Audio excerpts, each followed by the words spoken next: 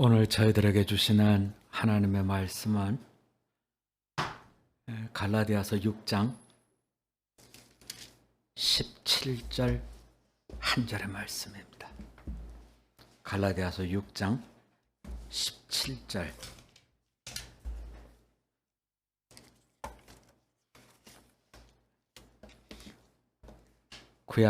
신약성경 309면이 되겠습니다. 갈라디아서 6장 17절의 말씀을 이제 다 찾으신 줄 알고 저하고 한 목소리로 같이 나누겠습니다. 이후로는 누구든지 나를 괴롭게 하지 말라. 내가 내 몸에 예수의 흔적을 지니고 있노라. 아멘. 지난 주일에 이어서 예수의 사람들 두 번째 말씀을 지금 같이 나누려고 하는데요. 갈라디아서 말씀 세 번째 시간이죠. 우리가 그동안에 두 번 같이 나누면서 참과 거짓에 대한 말씀으로 첫 주일을 열었죠. 참 신앙이 뭘까? 거짓 신앙이 뭘까? 참 지도자가 누굴까? 거짓 지도자가 누굴까? 우리가 세상을 살면서 이 질문은 신앙에만 해당되는 질문이 아니라 우리 모두가 일상에서 하게 되는 질문이죠. 그래서 예수님은 늘 내가 진리라 그랬습니다. 우리는 진리라고 쓰고 참이라고 읽어야 되죠.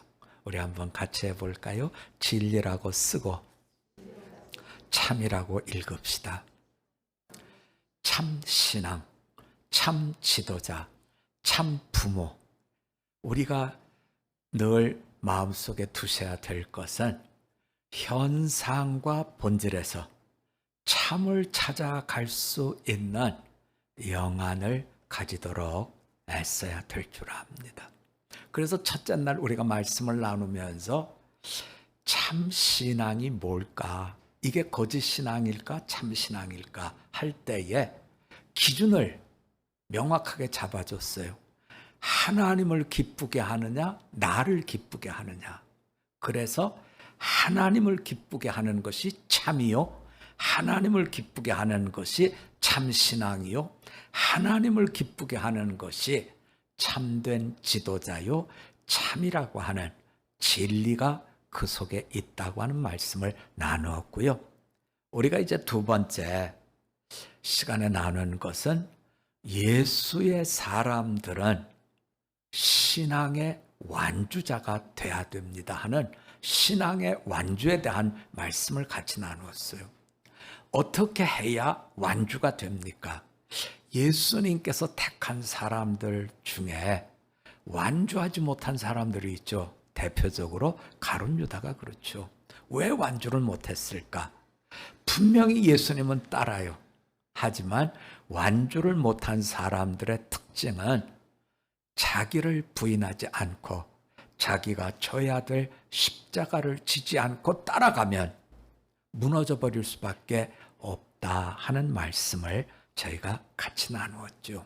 그래서 우리가 두 번의 말씀을 나누면서 참 신앙 그리고 하나님이 주신 예수의 사람으로서의 완주 신앙 이 부분을 같이 나누었습니다. 자, 이제는 우리가 갈라디아서 길지 않아요. 6장밖에 안 되기 때문에 긴 말씀은 아닙니다만 이제 세 번째 시간으로 결론을 우리가 이제는 도출할 수밖에 없는데요. 갈라디아서의 결론은 예수의 흔적을 가지라는 겁니다. 자, 우리 한번 같이 해봅시다. 예수의 흔적을 가지고 삽시다. 그래서 예수의 사람들은 참을 선택하고 예수의 사람들은 신앙의 완주자가 되고 예수의 사람들은 예수의 흔적, 원어로 가면 스티그마지요. 스티그마를 우리가 갖는다 하는 이 내용을 우리가 이제 같이 말씀을 통해서 나누려고 합니다. 예수님의 제자들과 사도 바울은 신앙으로 들어가는 문이 조금 달랐죠. 어떤 면에서 보면 우리는 예수님의 제자 타입이라고 하기보다는 바울 타입의 신앙의 문을 열고 들어갔어요. 제자들은 예수님께서 부르셨을 때 예스 하고 탁 튀어나갔죠. 이유가 있죠. 예수님의 대단한 능력, 이것을 알고 있거나 보았거나 이런 상태였기 때문에 불렀을 때 탁 튀어 들어갔지요. 그래서 예수님의 제자들은 예수님의 메시아 권능을 보고 예수님의 제자가 됐고 사도가 됐어요. 반면에 우리가 바울의 서신을 쭉 보면 바울은 예수님의 공생에 대해서 얘기하는 게 없어요. 경험이 없으니까요. 예를 들어서 저보고 어느 안 가본 도시에 대해서 얘기하라 그러면 얘기할 게 없잖아요. 안 가봤는데 뭘 얘기하겠어요. 그런 것처럼 바울은 예수님의 제자들과는 다른 통로로 신앙의 문을 열고 들어갔어요. 그게 뭐냐면 부활입니다. 다메섹으로 가다가 예수님을 만나죠.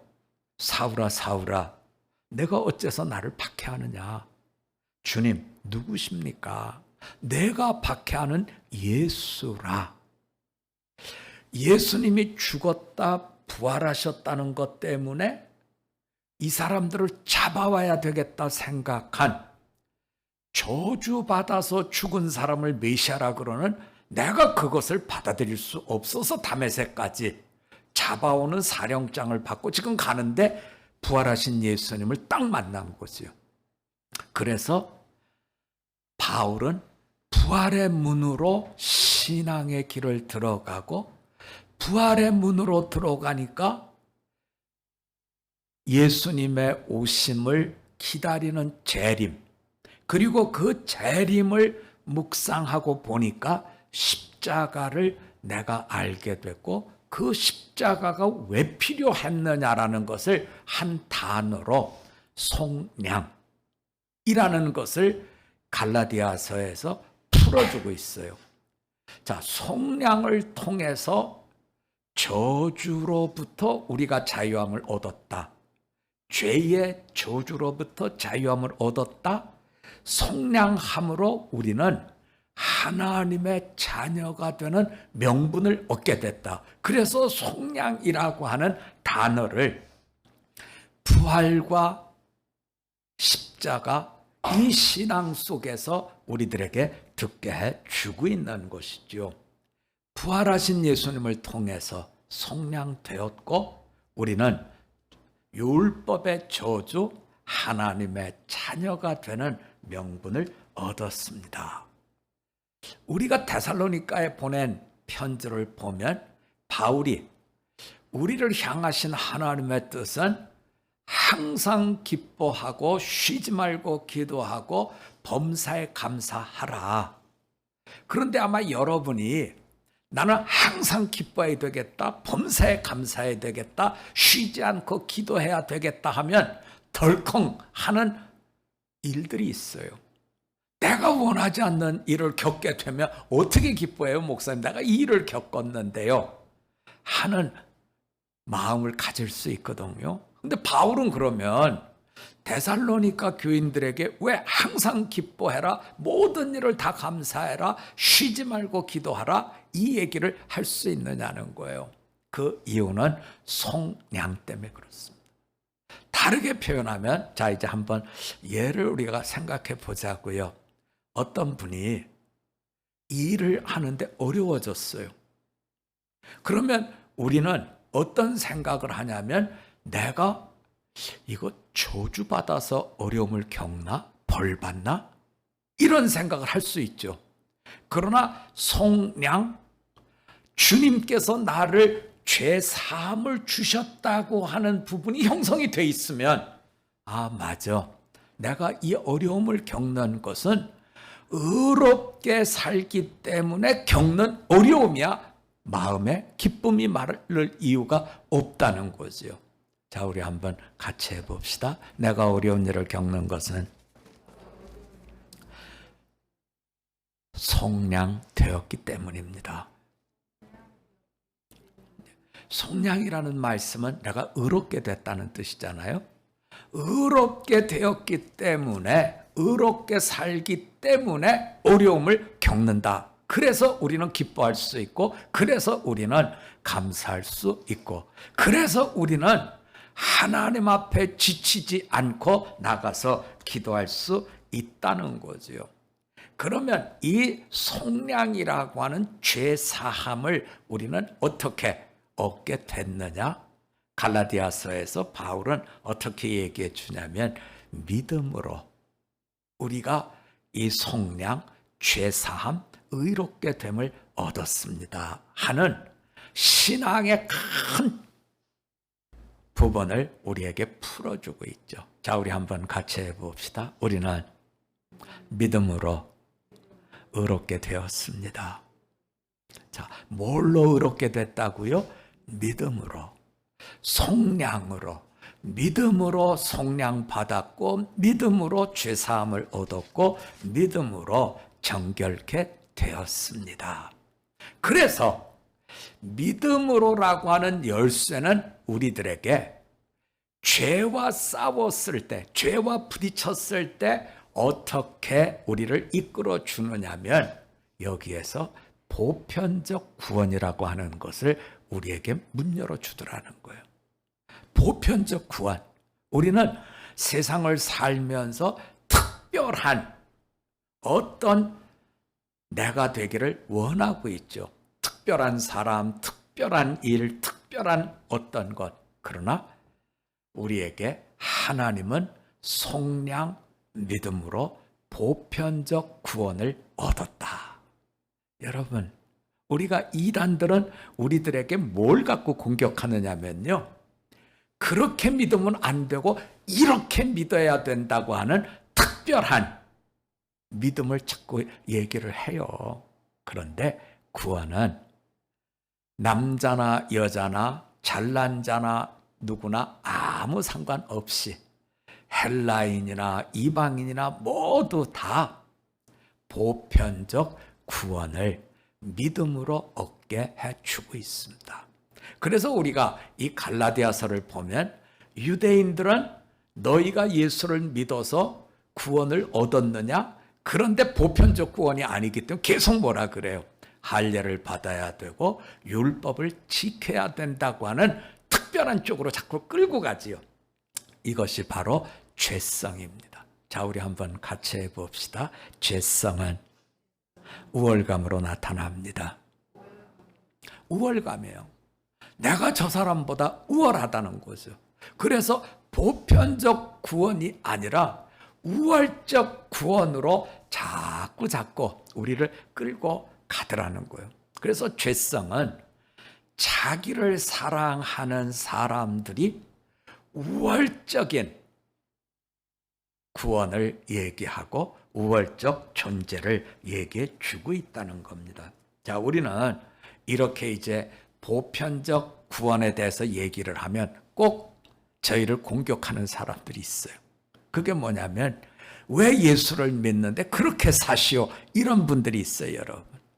예수를 믿는 분들이 다 잘하나요? 아니요, 여러분. 다 잘하지 않아요. 왜냐하면 예수를 믿게 되었지만 세상에서 살던 삶의 관성이 있잖아요. 그게 하루아침에 씻겨져 나가지 않거든요. 조금씩 자라고 변하는 거죠. 그러면 조금씩 예수님을 닮고 예수님의 모습으로 변화해 가도록 이끌어주는 건 누구냐면, 그건 바로 성령님이지요. 그래서 이제 결론부로 가면 어떤 얘기를 하냐면, 구원받은 사람들은 성령으로 시작했으니 뭘로 끝내야 된다? 성령으로 끝내야 된다. 자, 우리 한번 같이 해봅시다. 성령으로 시작했으니 성령으로 끝냅시다. 그래서 이제 성령으로 시작하고 성령으로 끝내야 된다는 말씀을 주는데요. 그러면 어떤 사람이 성령님과 끝까지 같이 갈 수 있느냐는 거예요. 자, 오늘 결론은 바로 이 부분이죠. 뭘 가지신 분이라고요? 예수의 흔적. 이것을 가지신 분이 성령으로 시작한 놀라운 구원의 역사를 성령으로 끝내게 됩니다 하는 말씀이 이제 결론이에요. 우리가 이 부분의 말씀을 보면서 우리가 마음에 좀 들만한 얘기 하나를 제가 드리죠. 목사님들 중에 유독 복음을 잘하는 분들이 있어요. 근데 저는 복음을 잘 못하는 목사예요. 오히려 제가 가서 우리 이런 일을 해야 됩니다라고 얘기를 하면 사람들이 더 식는데요. 그래서 오지 말래요. 그런데 유독 잘하시는 분들이 있어요. 이제 그 얘기를 좀 드리려고 해요. 제가 다녔던 신학교, 지금은 제가 다녔던 신학교가 완전히 새 건물로 다 지어져서 여기가 거긴가 하고 어리뻥뻥한데요. 제가 다녔을 때에 채플이 마페돌이었어요. 그런데 그 마펫이라는 분이 선교사님인데 그렇게 채플을 모금해서 지을 만큼 모금을 잘했다는 거예요. 여러분 어떻게 생각하세요? 어디에 가서 어떤 목적을 위해서 그분들에게 모금할 수 있도록 이런 능력을 가지신 분이라면 뭐가 있어야 그런 능력이 나타날까요? 말을 잘해야 될까요? 아니래요. 말 잘해갖고 모금 잘하는 법은 없다는 거예요. 그러면 뭘 잘해야 모금을 잘하도록 도와주나? 그런데 그 마펫 목사님, 선교사님은 얼굴에 큰 상처가 있대요. 얼굴에. 저는 마펫 선교사님을 뵌 적이 없어요. 제가 신학교 다닐 때는 그분은 이미 천국에 가셨기 때문에 뵌 적이 없는데요. 얼굴에 큰 상처가 있다는 거예요. 그래서 이분이 어디에 가서 신학교에 필요한 것을 모금하기 위해서 가면 단에 이렇게 서면 가만히 서 계신대요. 말씀을 하는 게 아니라. 우리는 보통 목사님들이 가면 자, 우리 기도하고 시작합시다 이러고 기도하고 말씀할, 그게 아니라 가만히 서 있다는 거예요. 그러면 사람들이 말씀을 안 하니까 그 목사님을 이렇게 주시하잖아요. 그때 얘기를 한다는 거죠. 제 얼굴에 이 상처는 제가 예수님을 전하기 위해서 전도하다가 술 취한 사람이 깨진 병을 던져서 얼굴에 난 상처입니다. 저는 이것을 영광으로 여깁니다. 그 말씀을 하신다는 거예요. 예수의 흔적. 내가 주님을 위해서 내가 손해를 보고 내가 주님을 위해서 내 모든 것을 다 드립니다 하는 예수의 그 흔적이 사람들로 하여금 천국을 보게 한다는 거죠. 바울은 지금 우리들에게 갈라디아서의 결론에 가서 그 얘기를 하고 있어요. 나는 할례를 자랑하는 사람이 아니라 나는 예수님을 사랑해서 겪게 된 상처, 스티그마, 이것을 여러분들에게 자랑합니다.